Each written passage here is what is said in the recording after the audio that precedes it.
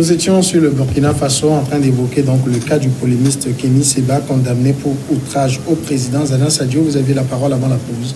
Oui, donc je disais qu'aujourd'hui, les comptes d'opération de la BCEAO au niveau du Trésor français sont supprimés. On a aujourd'hui, comment dit-on, le retrait des administrateurs français dans le conseil d'administration de la BCEAO. Vous avez la décision du récent sommet de la CEDEAO qui acte les modifications en cours et qui est en cours au sein de l'UEMOA. Donc, on sait aujourd'hui qu'on est en train de converger vers l'éco. Donc, même l'économiste Kako Nubupo, il a appelé cette période de période transitoire. C'est-à-dire, il ne peut pas y avoir une rupture immédiate et avec changement du jour au lendemain d'une monnaie, dans la mesure où il faut quand même rassurer. La monnaie, elle doit inspirer confiance, sinon tout de suite, elle se déprécie par rapport aux autres monnaies, aux autres devises. Donc, cette garantie transitoire que la France va mettre en œuvre, c'est juste une phase de transition qui va permettre, n'est-ce pas, au pays de l'UEMOA aujourd'hui de respecter les conditions, des conditions qui ont été réclamées, n'est-ce pas, par les pays anglophones, notamment le Nigeria et puis le Ghana. Parce qu'aujourd'hui, nous avons une inflation qui est de l'ordre de moins de 1% au sein de la zone UEMOA.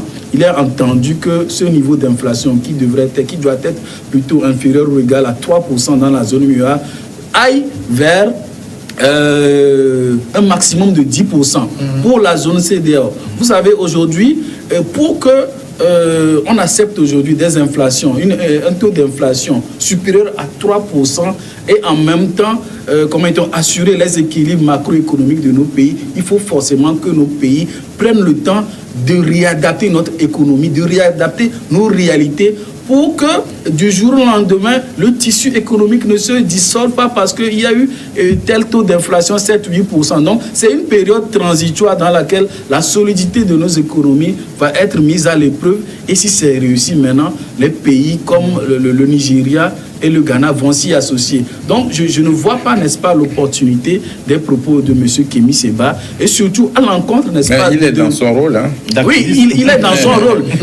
Il est certes dans son rôle, mais dans une période où le Burkina Faso est presque chaque semaine victime d'attentats, où les civils meurent, où les militaires meurent, où chaque fois on entend des attentats, des groupes qui attaquent systématiquement des camps militaires, ces propos sont vraiment inappropriés et déplacés. Je crois qu'il doit suffisamment faire très attention dans des périodes de crise pareilles, dans des périodes de tension pareilles. Ce n'est pas bon de tenir certains propos qui peuvent, n'est-ce pas, susciter l'indignation. Vous avez vu, mais il a évité de justesse un lynchage par les jeunes burkinabés. N'eût été l'intervention, n'est-ce pas, de la gendarmerie burkinabé. Donc, et moi je me félicite d'ailleurs que nos autorités, ils ont suffisamment pris le courage d'interdire son arrivée sur le territoire togolais en ce moment où, n'est-ce pas, il y avait une crise politique qui prenait de l'ampleur au Togo. Mais la solution n'est pas non plus d'interdire l'arrivée des activistes dans nos pays.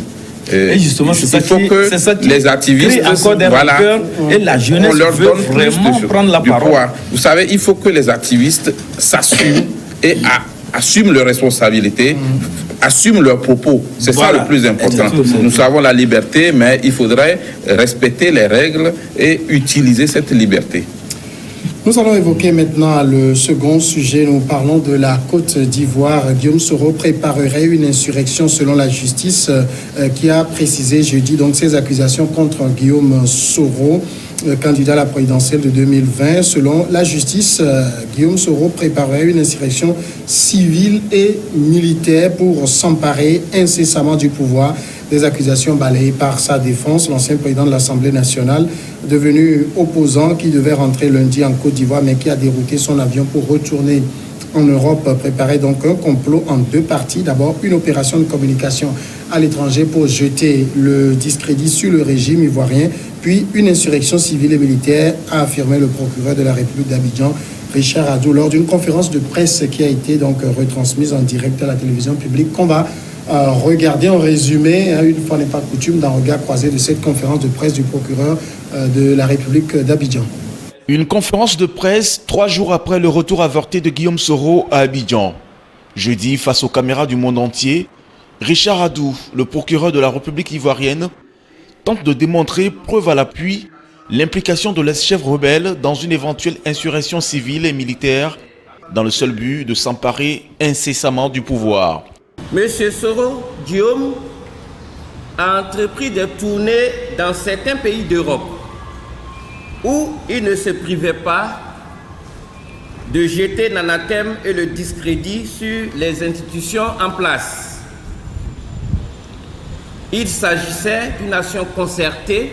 Certaines personnes proches de lui n'hésitaient pas à amplifier ce discrédit sur les institutions en place.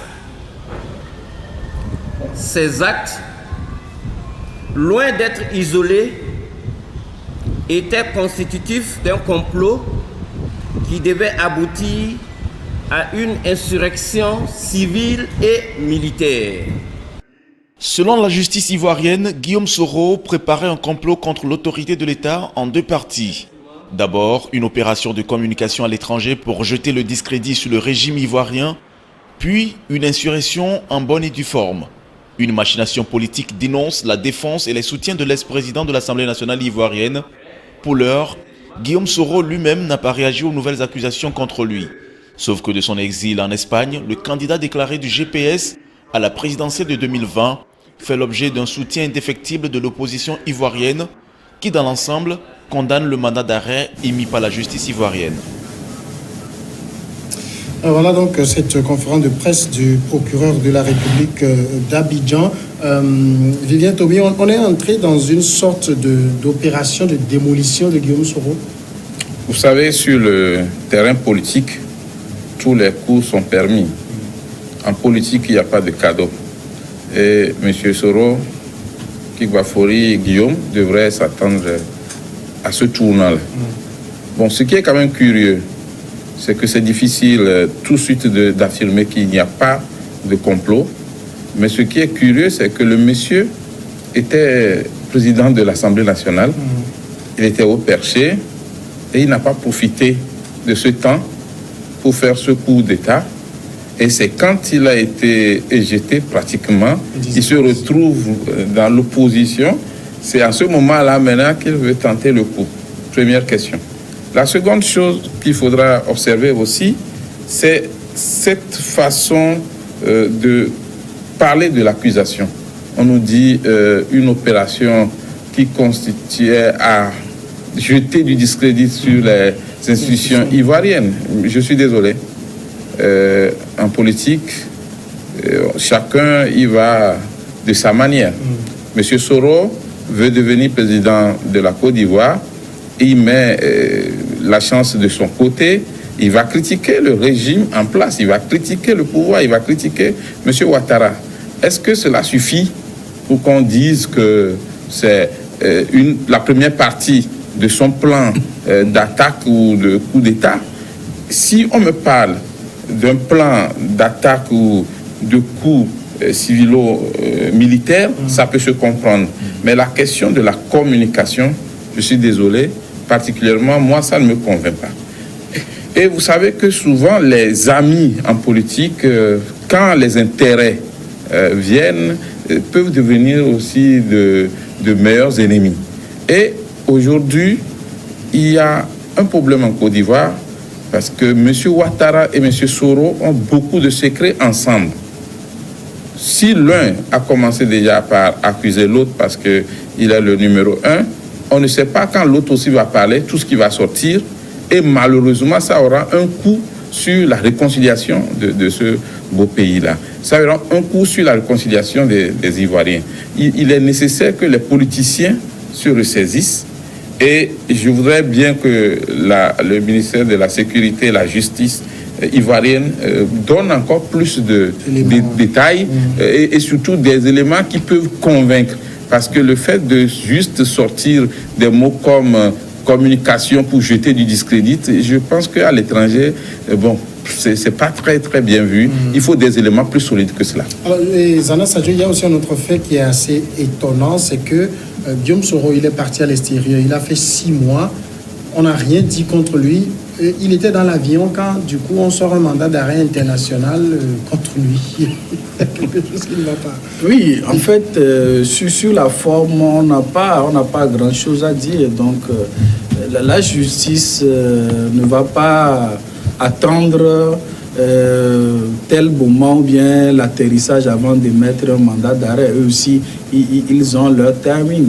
Mais je crois aussi qu'il y a une bande sonore. Ce timing, c'est qu'on voulait justement pas qu'il rentre, c'est tout. Je ne peux le dire, je ne peux pas le dire dans la mesure où la version officielle des autorités, c'est que l'intéressé, c'est lui-même qui a fait détourner son avion. Excusez-moi, hein, moi je me dis sincèrement que si l'intéressé, parce que lorsque vous regardez la forme des choses, la première des choses, je me demande pourquoi M. Guillaume Soro, il n'a pas pris un vol commercial. Ça, c'est ma première interrogation.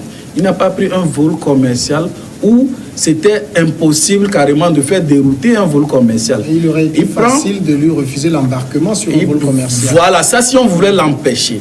Là, il prend, comment dit-on, un jet privé. Mais il a les moyens. Non, ce n'est pas, je n'en conviens pas. C'est ça, il faut être en classe à faire. Ça veut dire que c'est nous qui sommes sur ce plateau. Si nous voulons être libres, on peut prendre nos avions privés. Si on en a. Je me dis qu'avec un jet privé, on a cette facilité-là de faire dérouter l'avion à tout moment. Tout à fait.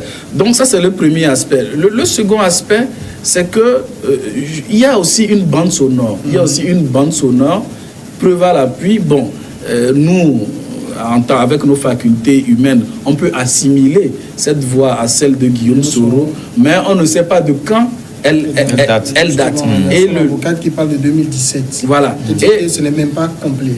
Voilà. Maintenant, il faut expertiser cet élément-là pour savoir dans quelles conditions est-ce qu'elle a été obtenue de manière régulière. Et le troisième aspect, ce dont même M. Guillaume Soro n'ose pas parler, c'est des faits de blanchiment d'argent. Là, tout de suite, il a répliqué concernant l'affaire de tentative d'insurrection. Il a, comment dit-on, réagi par rapport à la saisie de sa résidence. Oui. Mais sur le volet de blanchiment d'argent, il reste toujours muet jusqu'à aujourd'hui. Donc moi je crois que dans toute chose, il y a une part de vérité, il y a aussi une part de contre-vérité, mais je crois que je ne pense pas que M. Ouattara, qui est à quelques mois de la fin de son mandat, que c'est à ce moment-là où M. Soro va choisir de faire un coup d'État. Non, moi personnellement, je ne le conçois pas. Pour avoir quoi? Pour avoir quoi? C'est là l'interrogation. C'est là l'interrogation. Il y a Vivien qui s'interrogeait sur ce fait. Guillaume Soro, s'il voulait faire un coup d'État, il était au perchoir, il avait toutes les manettes, il pouvait le faire. Moi, je ne suis pas en politique. Je pense que ça aurait été très bête d'attendre de descendre du perchoir, d'être à l'extérieur avant de préparer tout ça. Et d'être un candidat à une élection. Vous voyez que c'est surprenant parce que tout ce qu'on dit de Guillaume Soro, bon, c'est vrai, la justice ivoirienne peut avoir des éléments d'appréciation et c'est ce qu'elle a démontré. Mais quand on analyse ces éléments, on comprend aisément que dans les pays africains, et c'est monnaie courante, c'est que lorsqu'on est un opposant et on dérange, il y a tous les moyens pour vous noyer. Et ce n'est pas nouveau. Nous avons vu un peu avec Joseph Kabila qui nourrissait les intentions d'un troisième mandat et qui a tout fait pour coller les accusations similaires à Katumbi. Et tout ceci, c'est pour amener l'opposant gênant à quitter le pays et à laisser libre cours à ses désidérata. Donc c'est presque le même schéma qui se dessine actuellement à Abidjan avec Guillaume Soro. Et ce qui me dérange dans tout ceci, c'est que la plupart des présidents africains, surtout lorsqu'ils sont au pouvoir, ils s'acoquinent avec les truands, les bandits du grand chemin, avec tout ça là. Ils sont avec eux, ils s'acoquinent avec eux, et ça ne leur dérange pas. Mais lorsque ces bandits veulent aussi émerger un peu, on trouve subitement que c'était des bandits, c'était des choses. Alors qu'en réalité, tout ce qui se tramait par rapport au pouvoir, tout ce qui se faisait, les coups et je peux dire que tout ce qu'il y avait comme manège autour du pouvoir, ils le faisaient ensemble avec ces truands. Mais c'est quand ces messieurs-là commencent aussi par avoir des appétits pour le fauteuil présidentiel, tout de suite, on trouve que, au fait, c'était des bandits. Et on sort maintenant des éléments, peut-être c'est des éléments même qui datent. Et parfois, on en fabrique. Et c'est monnaie courante en Afrique. Ça, c'est pas quelque chose qui nous surprend. Mais dans tous les cas, en matière de sécurité, vous savez qu'on ne badine pas, même si c'est des petits soupçons, même si c'est un bout de phrase. Mais on anticipe. Et voilà, je pense que c'est ce que la justice ivoirienne est en train de faire. Et surtout que le monsieur a démontré par le passé qu'il a une force de frappe. Il a vraiment les manettes du feu. Vous avez vu un peu avec la rébellion en 2002 et même en 2011, ce qu'il a eu à faire aussi pour la venue au pouvoir de Ouattara. Donc c'est un monsieur qu'on connaît. Donc s'il y a des soupçons, très tôt on ne peut que prendre des dispositions pour pouvoir étouffer dans l'œuf tout ce qui avait comme velléité de déstabilisation ou bien de coup d'État dans le pays. C'est la question que j'allais vous poser. Ces accusations, quand on prend l'accusation de tentative de renversement des autorités ou bien de détournement de fonds publics, est-ce que ce sont des choses que Guillaume Soro ne peut pas faire? Vous savez, justement, c'est Guillaume Soro, c'était l'aide de camp de M. Ouattara, on peut l'appeler ainsi. Oui. C'est lui qui l'a aidé à s'installer et aujourd'hui, ils se connaissent. Ça, c'est peut-être en tant que journaliste, on a eu la chance de les rencontrer. Mais ils se connaissent très bien, ils connaissent les secrets. Et je dis... Et surtout la capacité de nuisance. La force de frappe de tout le monde. Alors, celui qui est au pouvoir veut éteindre en même temps ce feu. Et celui qui n'est pas au pouvoir, bon, lui aussi, s'il trouve les moyens, il peut le faire. Alors, aujourd'hui, ce qui est ridicule, c'est la façon dont les choses se déroulent précipitamment, tout comme ce qui s'est passé aussi au Congo. Vous savez, il y a un autre aussi qui n'a pas pu atterrir dans son pays. Il était obligé de retourner avec son avion. Alors, c'est pratiquement chaque chef d'État crée ses coups d'État pour pouvoir embellir aussi son image au niveau de l'opinion nationale et internationale. En politique, on crée des coups d'État pour éliminer ceux qui gênent. Et vous savez, il y a un adulte qui nous a dit, dans un pays, si les gouvernants décident de vous protéger, vous êtes protégé. Mais si les gouvernants décident de ne pas vous protéger, vous ne pouvez pas vous protéger. C'est impossible. Si on veut vous arrêter aujourd'hui, on peut fouiller dans votre passé et voir si vous n'avez pas des dettes envers votre jardinier. Est-ce que vous avez payé votre jardinier correctement? Peut-être qu'il vous a quitté il y a cela 10 ans, on le rappelle. C'est la politique. Aujourd'hui, on essaie de fouiller un peu, de chercher des éléments pour accuser M. Soro. C'est clair que l'objectif, c'est de l'empêcher de se présenter à cette élection. Il est aussi gênant que ça en tant que candidat? Monsieur Soro est un homme qui sait parler à la jeunesse. C'est un homme qui a su se faire un peu d'argent. Et c'est un homme qui connaît maintenant les rouages de la politique. Il n'a plus besoin de commander des militaires ou de prendre des armes. Il sait comment on peut utiliser l'arme qu'est la politique pour descendre l'autre. Alors, Premier ministre, président de l'Assemblée nationale, maître de l'armée pendant un temps, même si c'est une partie, c'est quand même l'armée, puisqu'on dit les armées. Oui. Donc, il a tout ce qu'il faut pour devenir président. Il a tout ce qu'il faut pour remplacer valablement M. Ouattara. Et M. Ouattara ne va pas lui laisser la chance d'arriver là. Mais si on empêche ses adversaires de se présenter aux élections, je crois qu'on ne joue pas franc jeu, puisqu'il faut laisser la capacité, la possibilité au peuple de décider, et c'est au peuple de sévir, c'est au peuple de dire Monsieur Soro, nous ne voulons pas de toi, et peut-être c'est pas les urnes que on va ridiculiser Monsieur Soro, mais quand on l'écarte, Monsieur Soro, quand on l'écarte, on trouve les moyens. Si vous êtes au pouvoir, vous avez la possibilité de chercher tout ce qu'il faut pour accuser votre adversaire. Vous pouvez même en inventer. Ça arrive en politique et c'est dommage. Alors, Guillaume Soro, il y a sa défense, je le disais, Maître Bamba Lamine, qui dit qu'il ne conteste pas l'authenticité de l'enregistrement audio, mais affirme qu'il date de 2017. Bon, moi, j'ai essayé hier d'écouter et ça faisait beaucoup de bruit, j'ai pas pu, mais j'ai lu certaines transcriptions là-dessus. Et s'il confirme que c'est authentique, ça montre qu'il y avait des discussions sur un coup en préparation. Bien sûr. Moi j'ai suivi l'élément en boucle plusieurs fois. Et c'est préoccupant. Moi, je me demande, en 2017, c'était dans quel contexte ces propos-là ont été tenus.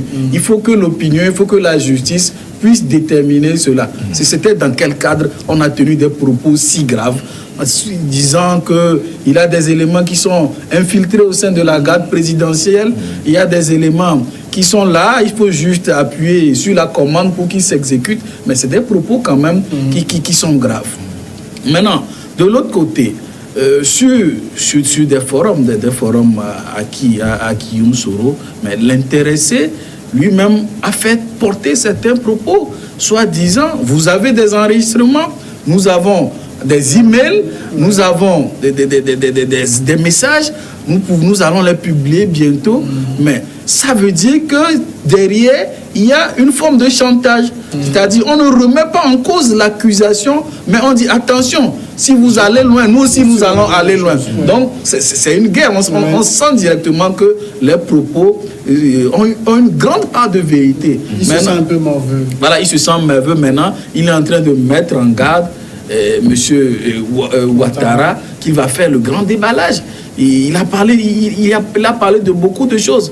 Mais je crois que Monsieur Soro, à un moment donné, lui-même, il se contredit parce qu'il y a certains passages, n'est-ce pas, de son livre « Pourquoi je suis devenu rebelle », qui dit que non, que lui, ce n'est pas M. Ouattara qui soutient les forces nouvelles, que si le RDR avait voulu avoir un bras armé, il n'aurait pas eu besoin des forces nouvelles. Est-ce que cela veut dire que c'est des mensonges qu'il a fait transcrire dans son roman? C'est un livre qui date d'un temps bien donné. Voilà, exactement. Aujourd'hui, je ne suis pas sûr qu'il puisse écrire de la même façon. Maintenant, moi, mon inquiétude à ce propos, quoi que l'on dise, est-ce que cela veut dire que dès lors qu'on est politicien, dès lors qu'on est candidat, la justice ne doit pas vous appeler pour répondre des actes dont elle vous soupçonne, dont elle a les preuves? Point d'interrogation. Moi, je crois que le statut... Mais ça dépend du moment choisi. Ça dépend du moment choisi. Si vous êtes gouvernant... Voilà, si vous êtes gouvernant et la justice a des preuves contre un adversaire politique, autant en parler. Il ne faut pas attendre qu'on soit à quelques minutes des élections. Monsieur Vivien, est-ce que vous avez la preuve que ces éléments-là étaient à la disposition de la justice? En fait, même dans les pays développés, cela se passe. Moi, j'ai des preuves. Ce n'est pas en une journée qu'on a tout ça. Vous savez, même dans les pays européens. Nous sommes tous écoutés. Oui, je sais. Nos téléphones, on peut nous enregistrer à n'importe quel moment. Vous savez, des scandales notamment sexuels sur des candidats aux USA, mais ne sont révélés qu'à la veille des élections présidentielles. Par exemple, si j'ai des informations, excusez-moi, accablantes sur vous, et que je sais qu'aujourd'hui, ça ne peut pas vous faire mal, j'attends, mais les gens le font systématiquement, le timing où vous êtes sur le point d'être nommé X, mais qu'est-ce qu'on n'a pas entendu par des gens qui sont sur le point d'être nommés ministres à la veille? Vous voyez, des journalistes écrivent sur eux que comme quoi ils ont des éléments, ils ont été impliqués dans le décès de filles qui ont été tuées dans la condition entre guillemets, mais c'est comme ça se passe. C'est-à-dire que la politique, voilà, c'est-à-dire que la justice ne va pas se mettre en veille parce qu'on est à la veille des élections. C'est ça aussi la justice. Personne ne dit que la justice se mette en veille. Mais tout ce que je rappelle, c'est que la présomption d'innocence voudrait quand même, voilà. Non, le problème est que nous parlons souvent de l'utilisation de ces informations lorsque, surtout les présidents qui sont au pouvoir, sont dans de beaux draps et ils passent par tous les moyens pour éliminer leurs adversaires. c'est de manière, moi je dirais, dolosive, parce que on ne sent pas une certaine chose esthétique, on ne sent pas une certaine éthique dans la manière de faire. Quand vous voulez éliminer un adversaire, allez aux urnes. C'est dans les urnes que vous allez voir et battez le franchement. Mais lorsque vous passez par des faux fuyants et autres là... Il y a un sondage depuis septembre qui le plaçait devant, qui le donnait gagnant à tous les coups. Il y a de quoi... Inquiéter Ouattara? Oui. Ah, mais il faut qu'il passe. Il prend le risque d'aller dans les non, qu'il use aussi par des moyens. L'orthodoxe, c'est ça le problème. Et moi, ce qui me surprend même dans cette affaire de coup d'État, c'est que bon, on dit il y a des enregistrements sonores, c'est un coup d'État et civilo-militaire. Bon, le côté militaire, on sait que Guillaume Soro, c'est le chef des forces nouvelles. Mais il est toujours. Bon, il est toujours. Ces éléments sont intégrés. Quand on parle des forces nouvelles, c'est une partie de l'histoire ivoirienne. Donc je ne parle pas des FDS, je parle des forces nouvelles, c'est-à-dire que les rebelles qui ont lutté pour que Ouattara vienne au pouvoir, il est leur chef, jusqu'à preuve de contraire, ils se reconnaissent en lui.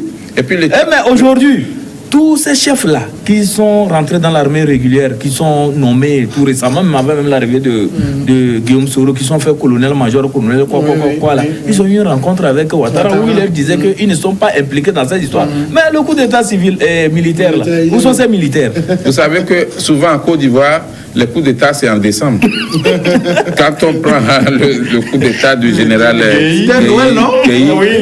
donc le mois de décembre pour les pouvoirs en Côte d'Ivoire, c'est un moment qu'on surveille beaucoup. Moi, je pense que tu sois du côté du gouvernement ivoirien comme du côté de Soro, il faut respecter la présomption d'innocence. Il faudrait qu'il y ait effectivement des éléments qui accablent et qui prouvent que cette personne mérite d'être écoutée par la justice. D'accord. On va aller à la pause, la grande pause. Je sais que beaucoup aiment cette pause-là. Et puis on revient après.